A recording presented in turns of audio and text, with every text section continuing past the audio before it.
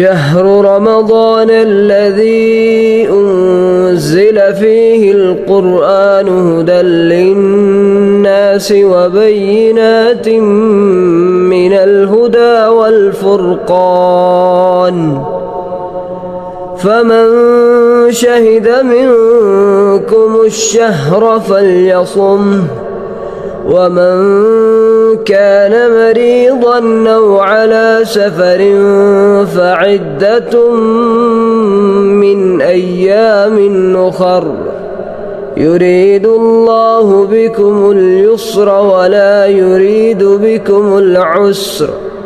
ولتكملوا العدة ولتكبروا الله على ما هداكم ولعلكم تشكرون وإذا سألك عبادي عني فإن